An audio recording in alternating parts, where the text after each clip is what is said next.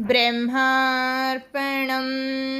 నీతో నీవు ఉండు. మనస్సుకే తల్లి, తండ్రి, పిల్లలు, భార్య, భర్త మొదలుగునవి అంతా మనస్సుకే. అందువలన మనస్సునే నశింపు చేసుకోవాలి. ప్రపంచమంతా మనస్సే, బ్రతుకంతా మనస్సే.